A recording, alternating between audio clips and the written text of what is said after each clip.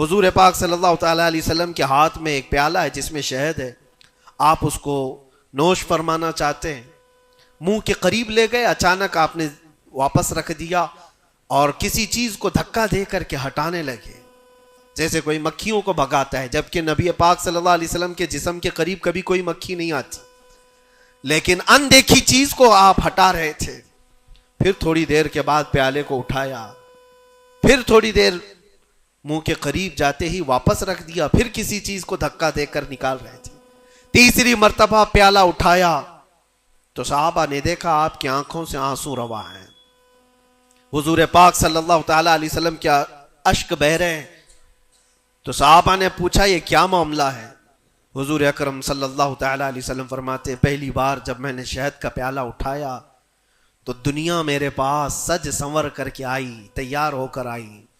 اور کہا اے اللہ کے نبی میرا حسن و جمال آپ قبول کر لیں، ہر طرح کے حسینائیں آپ کے قدموں میں لا کر رکھ دوں گی، ہر طرح کا حسن آپ کے قدموں میں لا کر رکھ دوں گی۔ حضور فرماتے میں نے دھکا دے کر دور کیا کہ مجھے تیرے حسن و جمال کی ضرورت نہیں، دنیا چلی گئی۔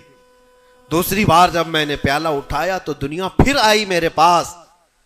اور پورے زر و جواہرات اور دولت کے انبار لے کر دنیا نے کہا اے اللہ کے نبی یہ قبول کر لیں، آپ کے قدموں میں سونے کے محلات اور جواہرات سجا دیے جائیں گے۔ حضور پاک صلی اللہ علیہ وسلم فرماتے میں نے اس کو بھی دھکا دے کر دور کیا، نہ تیرے حسن و جمال کی طرف میں رغبت کروں گا، نہ تیرے دولت و مال کی طرف، مجھے اس کی بھی حاجت نہیں۔ تیسری بار بہت امپورٹنٹ چیز میں عرض کر رہا ہوں،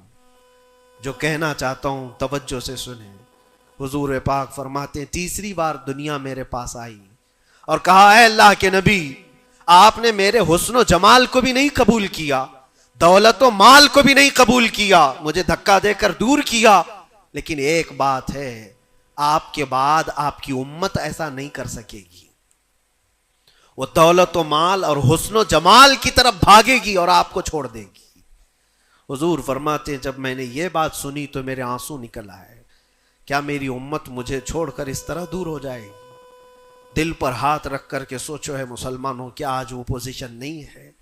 ہم ان دو چیزوں کے چکر میں اپنے نبی پاک صلی اللہ علیہ وسلم سے کتنی دور بھاگے جا رہے ہیں۔ تم نے کبھی راتوں کو تصور کر کے دیکھا کہ کتنی راتیں ایسی آئی کہ میں نے اپنے مصطفیٰ کو یاد کیا ہے، تنہائی میں اپنے حبیب کو یاد کیا ہے؟ اس رسول کا حال تو یہ تھا، ماں عائشہ صدیقہ فرماتی ایک رات ایسی نہیں گئی جس میں رسول پاک صلی اللہ علیہ وسلم اپنی امت کے لیے دعا نہ کرتے ہوں۔